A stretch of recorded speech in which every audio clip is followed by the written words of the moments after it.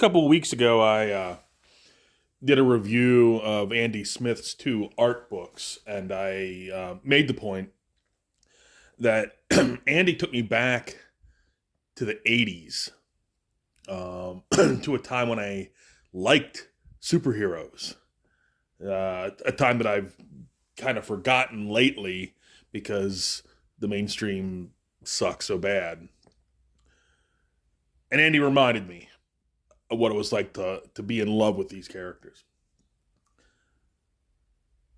I read Godlike this week,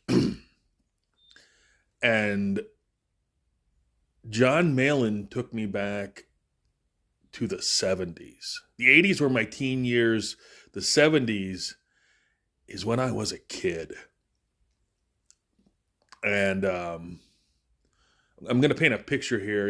It's summer, 1976, 77. I am about 5 or 6. Well, let's say I'm about 7 years old. My parents both worked in the summer.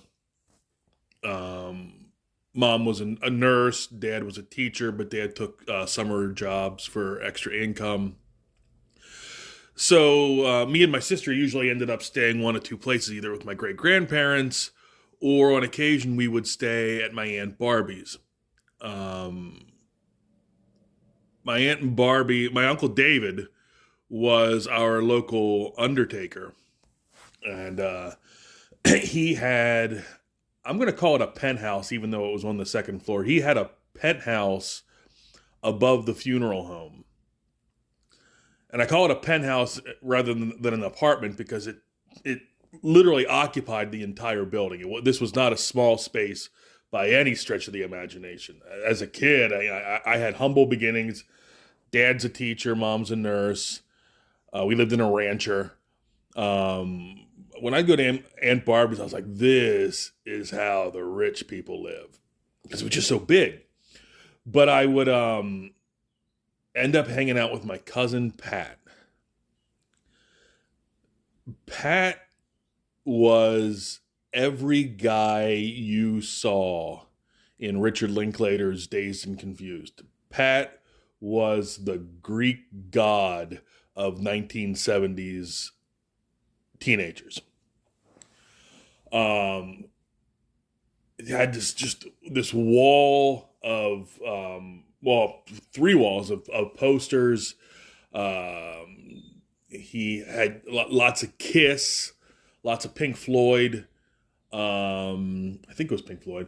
But the two posters I remember the most were he had a poster of the creature from the Black Lagoon coming out of a pool and saying, "All right, who peed in the pool?" which he thought was the funniest thing he'd ever seen. And he also had this classic vintage promo poster of King Kong, the one where King Kong is like bigger than the entire New York skyline.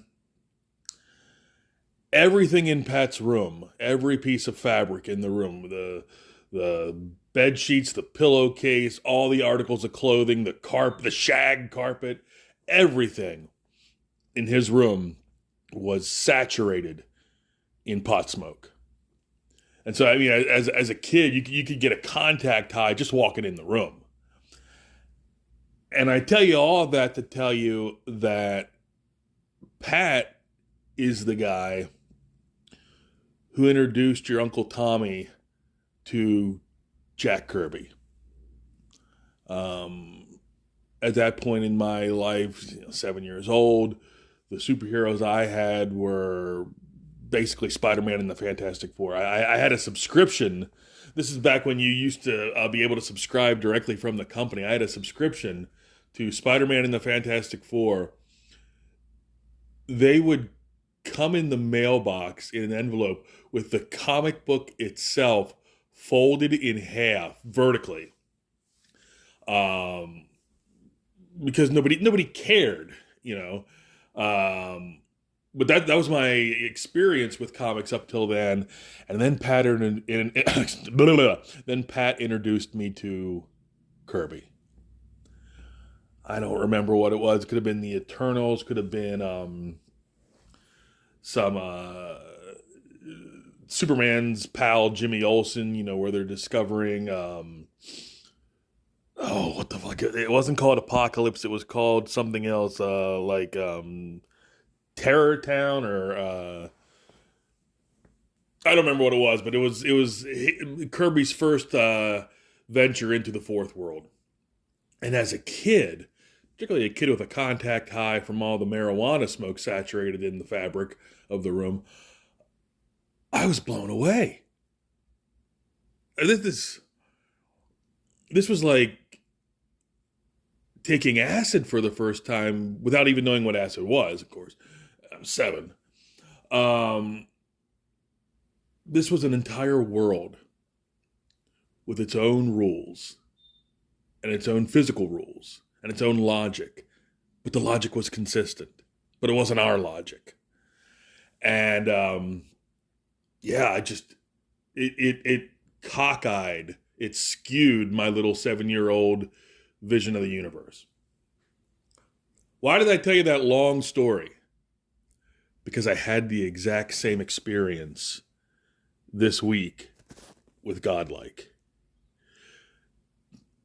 The people out there who are saying Kirby-esque and epic and big, large, they're not wrong.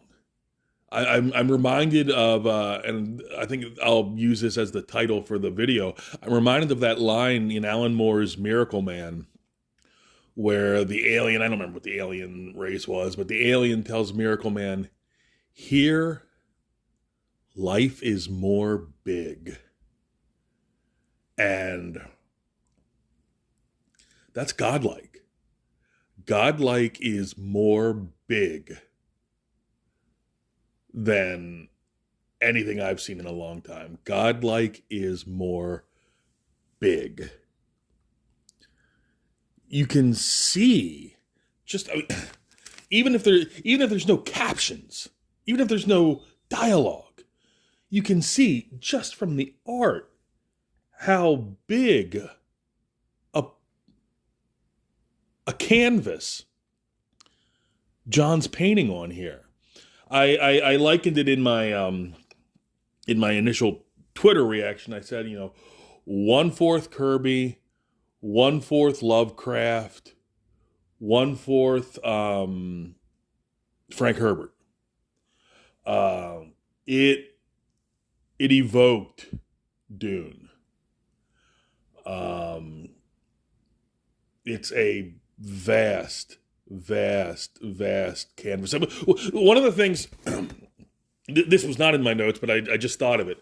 One of the things that makes a really great production of Hamlet distinct from a good production of Hamlet is, at its core, okay, Hamlet is a very intimate story of a family in chaos. Hamlet's uncle has murdered his father and married his mother. Hamlet knows this, and Hamlet has vowed to kill his uncle. But Hamlet keeps doubting himself and questioning what he knows. Very intimate story. And most productions of Hamlet you see just focus on the intimate story, and they cut the scenes or trim the scenes that show the geopolitical landscape on which Hamlet takes place. And you can get a good production of Hamlet that way.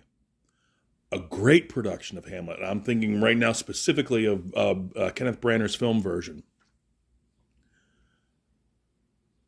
shows all the geopolitical background, because this isn't just a family in crisis. These are the people who shake the hands that shake the world of Denmark. These are the people who, what happens to this family affects the entire nation. It's bigger than just a personal family story.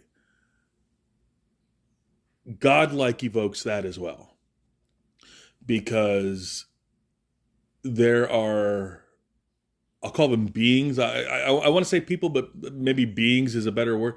There are beings in Godlike who have personal, human, felt emotions. There's a story right there. But against the backdrop of an entire universe, what these individuals, what these beings do is going to affect others, going to have universe shattering repercussions. This is world building. It's not just world building, this is world creating. And it's not just this is universe creating. I mean, this is what the term world building means. John Malin has built a world. John Malin has forged a universe.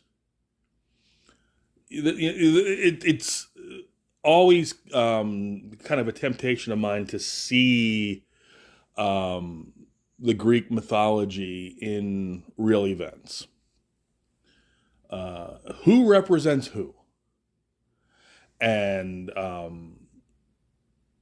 the nicknames that we've given comic skaters, comic skate creators, kind of are the giveaway to who represents what. Ethan is the human sunbeam, the smile, the humor, the joviality of comic skate. That's what you first notice when you watch an Ethan stream. The joy, the human sunbeam, and as we've seen recently with Trashcast, also casting a light on things that were hidden. Shane is the cat pappy. Shane is kind of everyone's dad. If everyone's dad had a completely insane demonic alter ego named Mange. There's a reason. Let me finish that out. He is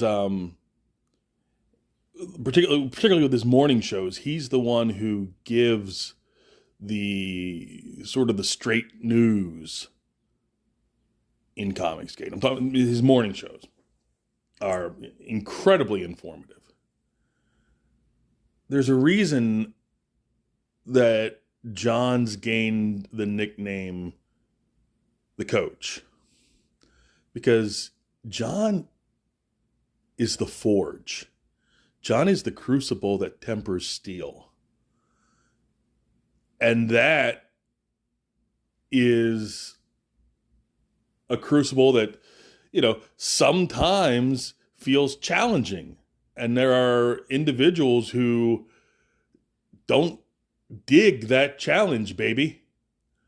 But those who go through the crucible come out better creators, better artists, better comic skaters. In other words, they've grabbed an oar. But Forge has a different connotation too, and that's where I'm going with Godlike.